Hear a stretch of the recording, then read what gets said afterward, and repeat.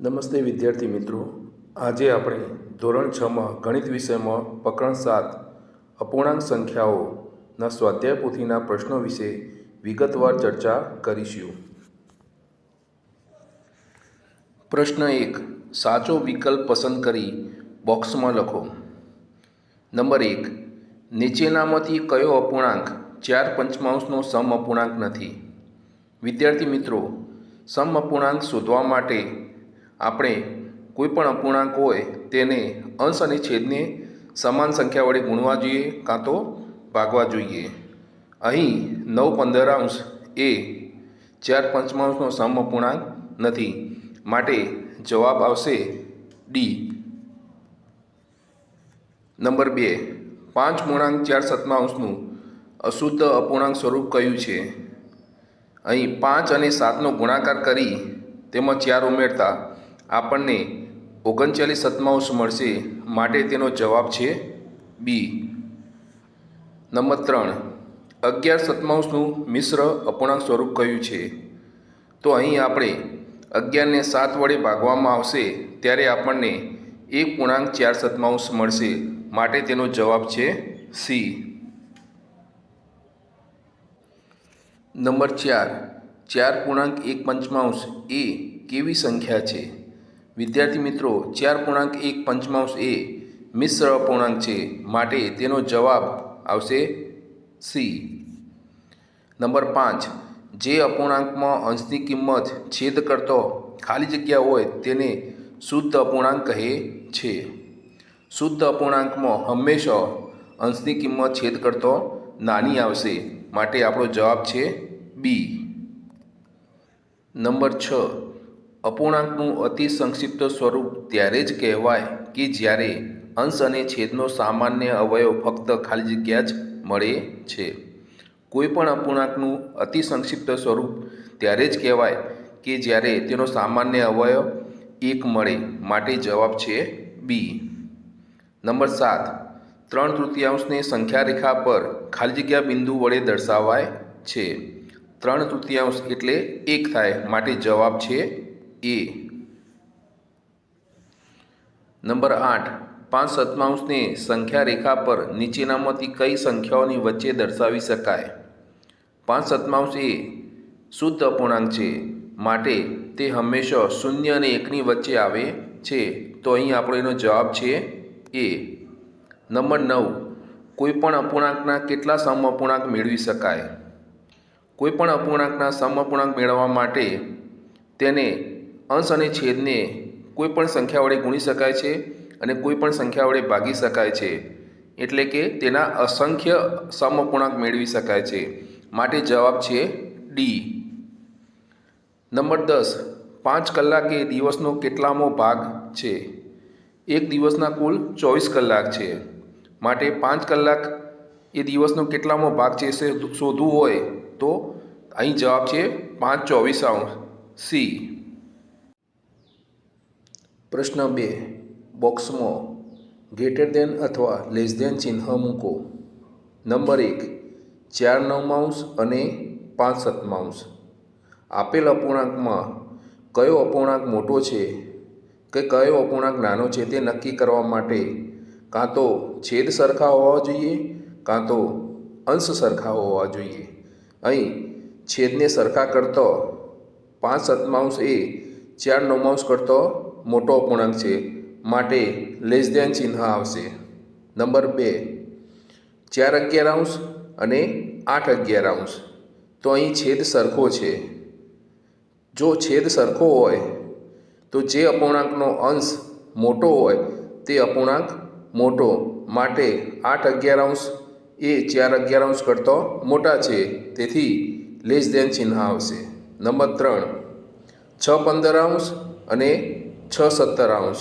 અહીં આપેલ અપૂર્ણાંકમાં અંશ સરખા છે જ્યારે છેદ જુદા જુદા છે, માટે જ્યારે અંશ સરખા હોય તો જે અપૂર્ણાંકનો છેદ નાનો હોય તે અપૂર્ણાંક મોટો, માટે 6/17 કરતો 6/15 એ મોટા છે, તેથી ગ્રેટર દેનનું ચિહ્ન આવશે.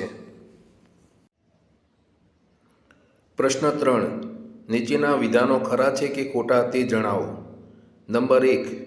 જે અપૂર્ણાંકના છેદ સમાન હોય તેવા અપૂર્ણાંકને સમછેદી અપૂર્ણાંક કહે છે. આ વિધાન સાચું છે, માટે ખરાનું નિશાની. નંબર 2. 10/3 એ શુદ્ધ અપૂર્ણાંક છે. શુદ્ધ અપૂર્ણાંકમાં હંમેશા અંશ નાનો અને છેદ મોટો હોય છે, માટે આ વિધાન ખોટું છે. નંબર 3. 3 દશાંશને સંખ્યા રેખા પર દર્શાવવા માટે સંખ્યા રેખાના બે પૂર્ણાંકો વચ્ચે 10 સરખા ભાગ પાડવા પડે.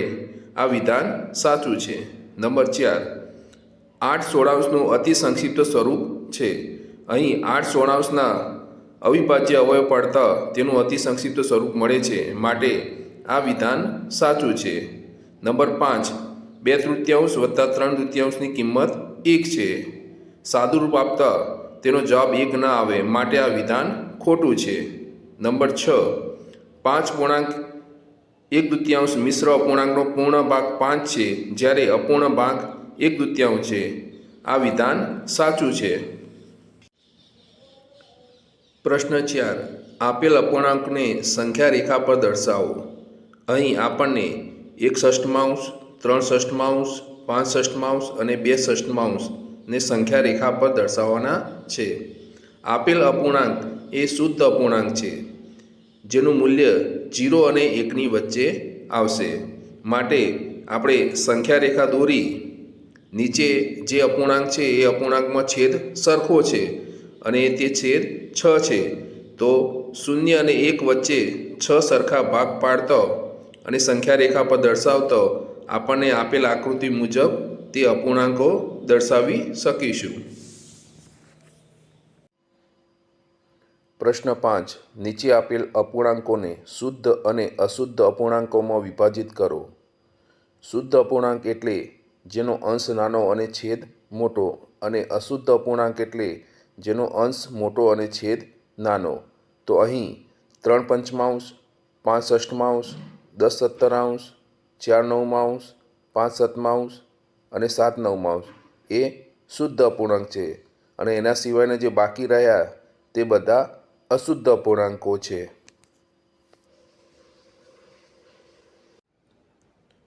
પ્રશ્ન 6. નીચે આપેલા અપૂર્ણાંકને તેના અતિ સંક્ષિપ્ત સ્વરૂપમાં ફેરવો. કોઈપણ અપૂર્ણાંક હોય તેનું અતિ સંક્ષિપ્ત સ્વરૂપ શોધવું હોય તો તેના અવિભાજ્ય અવયવ પાડવા પડે. અહીં અંશમાં 16 છે, તો તેને અવિભાજ્ય અવયવ 2 × 2 × 2 × 2. છેદમાં 52 છે, તો તેના અવિભાજ્ય અવયવ 2 × 2 × 13. બંનેમાંથી સામાન્ય અવયવો દૂર કરતાં આપણને 4/13 જવાબ મળશે. નંબર 2. 14/35. 14ના અવિભાજ્ય અવયવ પાડતા 2 × 7 મળે, તેમજ 35ના અવિભાજ્ય અવયવ 5 × 7. બંનેમાંથી સામાન્ય અવયવ 7 દૂર કરતાં આપણને અતિ સંક્ષિપ્ત સ્વરૂપ 2/5 મળશે. પ્રશ્ન 7. 24/36નો સમઅપૂર્ણાંક શોધો જેનો અંશ 6 હોય. તો અહીં આપણે અંશ 6 લાવવા માટે જો 24ને 4 વડે ભાગવામાં આવે તો આપણને અંશ 6 મળશે, માટે આપેલ સમઅપૂર્ણાંક શોધવા માટે 24 અને 36ને 4 વડે ભાગતા આપણને 6/9 જવાબ મળશે. પ્રશ્ન 8. નીચે આપેલ દરેક બોક્સમાં સાચી સંખ્યા મૂકો. નંબર 1. 3/5 અને 15 ઉપર અંશમાં બોક્સ આપેલ છે. 5ને 3 વડે ગુણતો 15 મળે છે, માટે 3ને 3 વડે ગુણતો આપણને 9 જવાબ મળશે. નંબર 2. 4/7માં 4ને 3 વડે ગુણવાથી આપણને 12 મળે છે, માટે 7ને 3 વડે ગુણવાથી આપણને 21 જવાબ મળશે. નંબર 3. અહીં આપણને 16ને 8 વડે ભાગવાથી 2 જવાબ મળે છે, માટે 40ને 8 વડે ભાગવાથી 5 જવાબ મળશે. પ્રશ્ન 9. સાદુરૂપ આપો. નંબર 1. 7/15 વત્તા 3/15. આપેલ દાખલામાં બંને અપૂર્ણાંકમાં છેદ 15 છે એટલે કે તે સમછેદી છે. સમછેદી અપૂર્ણાંકમાં લસા 15 જ છે એટલે કે 7 અને 3નો સરવાળો કરતાં આપણને અંશમાં 10 મળશે અને તેના અવિભાજ્ય અવયવ પાડતા આપણને 2/3 જવાબ મળશે. નંબર 2, 1/8 વત્તા 0/8. અહીંયા 8 એ સમછેદી છે માટે લસા 8 લેતા ઉપર અંશનો સરવાળો 1 વત્તા 0 બરાબર 1/8 જવાબ મળશે. નંબર 3, 4/5 ઓછા 7/20. અહીં બંને અપૂર્ણાંકમાં છેદ જુદો જુદો છે એટલે કે વિષમછેદી અપૂર્ણાંક છે માટે તેનો લસા શોધતા લસા આપણને 20 મળશે. તેમજ બંનેને સમછેદી બનાવતા આપણને 16/20 ઓછા 7/20 મળશે અને છેદ 20 હોવાથી 16 ઓછા 7 કરતાં આપણને જવાબ 9/20 મળશે. નંબર 4, 2.1/4 વત્તા 3.2/5. અહીં આપણને રકમ મિશ્ર અપૂર્ણાંકમાં આપેલી છે તો તેને અશુદ્ધ અપૂર્ણાંકમાં ફેરવતા 9/4 વત્તા 17/5 જવાબ મળશે. તેમાં છેદ અલગ અલગ હોવાથી એટલે કે વિષમછેદી હોવાથી તેનો લસા 20 મળશે. તેમજ તેનું સાદુરૂપ આપતા આપણને 113/20 જવાબ મળશે. જે અશુદ્ધ અપૂર્ણાંક છે તેને મિશ્રમાં ફેરવતા આપણને 5.13/20 જવાબ મળશે. 5, 3.1/4 માઇનસ 2.63. અહીં આપણે બંને મિશ્ર અપૂર્ણાંકને અશુદ્ધ અપૂર્ણાંકમાં ફેરવતા 13/4 ઓછા 15/6 મળશે. જેનો લસા શોધતા આપણને 12 લસા મળશે અને તેને સમછેદી પદ બનાવતા આપણને 3/4 જવાબ મળશે. પ્રશ્ન 10, નચિકેત ચિત્રના 7 ભાગ અને પ્રાંશુલ ચિત્રના 3 ભાગમાં રંગ પૂરે છે તો તેમણે બંને મળીને ચિત્રના કેટલા ભાગમાં રંગ પૂર્યો કહેવાય? અહીં નચિકેતે 7 ભાગમાં રંગ પૂર્યો છે જ્યારે પ્રાંશુલે 3 ભાગમાં રંગ પૂર્યો છે.